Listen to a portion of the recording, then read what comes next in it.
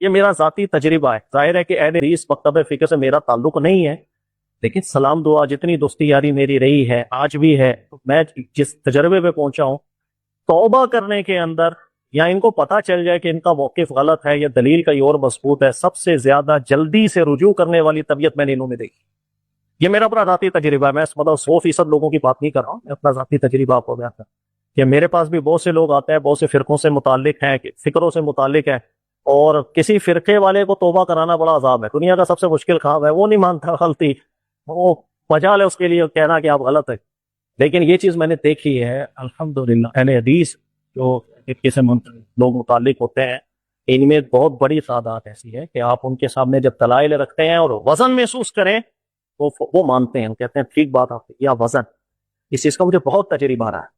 یہ چیز مجھے اچھی لگتی ہے کہ فرقہ واریت کے ماحول کے اندر یہ طبیعت سب سے زیادہ یہاں دیکھنے میں ملی ہے. اس کے مقابلے میں باقی افکار، باقی فرقے، وہ توبہ کرنا تو ان کے نصیبوں کے اندر شاید لکھا ہی نہیں. نوجوانوں، آپ پڑھے لکھے نوجوانوں، کتابوں سے متاثر ہوتے ہو، اقوال رجال.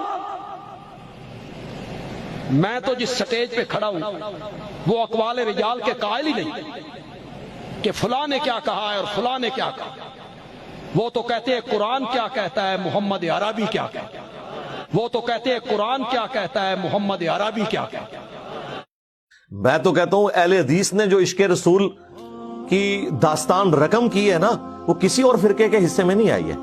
ان سے جو علمی اختلاف وہ اپنی جگہ، لیکن آج بھی 1400 سال گزرنے کے بعد بھی وہ کسی بڑے سے بڑے بزرگ کی بات کو ایکسپٹ نہیں کرتے اگر وہ قرآن و سنت کے خلاف ہو. یہ عشق رسول ہے؟ یا عشق رسول یہ ہے کہ آپ کو آیت پیش کی جائے، بخاری کی حدیث پیش کی جائے، مسلم کی حدیث پیش کی جائے، اور آپ آگے سے کہیں نہیں وہ ساڈے امام صاحب دا تے فتوی ہے؟ تو رسول اللہ کا نام لینا چھوڑ دو. سلامی علی اہل الحدیث، سلامی علی اہل الحدیث، فإنی نشأت علی حب الاحادیث. میں یہ بھی چیلنج کرتے ہیں علماء کی موجودگی میں اہل حدیث کے منبر سے کہ اہل حدیث کا کوئی ایک عقیدہ، کوئی ایک عمل سنت رسول یا کتاب اللہ، ایک عقیدہ تم بتاؤ اس کے خلاف ہے، رب کعبہ کی قسم ہے سورج بعد میں نکلے گا، توبہ پہلے کرنے کے لیے تیار ہوں گے انشاءاللہ. ایک صاحب نے عجیب و غریب سوال کیا ہے کہ مولانا صاحب اہل حدیث کی تعداد ہمارے شہر میں بڑھ رہی ہے، اس کی کیا وجہ ہے؟ اس کی پہلی وجہ یہ ہے کہ ہم بے دلیل بات کرتے ہیں، وہ دلیل کے ساتھ بات کرتے ہیں. پہلی وجہ. ہمارے ہاں مدارس میں ہم کو فقہ پڑھائی جاتی ہے اور حدیث سے دلیل نہیں دی جاتی ہے، یہ بنیادی وجہ ہے. نمبر 2، یہ ایک حقیقت ہے، مجھے کہنا نہیں چاہیے، بعض لوگ اس سے بھی ناراض ہوتے ہیں کہ آپ اہل حدیث ہیں. جس حق کو تسلیم کرو اسی جماعت کے لوگ ماننے لگتے ہیں. اور 1000 مرتبہ میں نے دیوبندیت اور حنفیت کو حق بات کہا ہے تو اس کو لوگ ماننے کے لیے تیار نہیں کہ پکا دیوبندی حنفی ہے. دوسروں کو اگر حق کہہ دیں حق بات میں تو لوگ ناراض ہو جاتے ہیں. بہرحال لوگ ناراض ہوتے ہیں، مجھ سے مجھے کوئی خاص فرق نہیں پڑتا ہے. دوسری وجہ یہ ہے کہ بدعت اور شرک سے ایک بڑی تعداد اہل حدیث کی پاک ہوتی ہے. یہ اس کی برکت ہے کہ لوگ اہل حدیث بنتے ہیں. تیسری وجہ یہ ہے کہ جو تبلیغی جماعت ہماری محنت کرتی ہے اور مسجد تک لوگوں کو لے جاتی ہے، مسجد کے بعد ان کے پاس سلیبس نہیں ہے کہ اب اس کے بعد ان کو کیا کرنا ہے. لہذا وہ جو خراب بندے ہوتے ہیں، وہ نیک بندے مسجد کے دروازے تک پہنچتے ہیں تو اہل حدیث حضرات ان کے سامنے دلائل سے بات کرتے ہیں تو وہ مکھن لے کے چلے جاتے ہیں اور چھاچھے لوگ پیتے رہتے ہیں. یہ بھی وجہ. اس دور میں کتاب و سنت کا اور قرآن و حدیث کا سچا محافظ اگر کوئی ہے تو اے اہل حدیثوں وہ تم ہو. کعبے کے رب کی قسم، کتاب و سنت کے سچے علمبردار اگر کوئی ہے تو وہ تم ہو. نبی اکرم کی دعوت کے سچے محافظ اگر کوئی ہو تو تم ہو.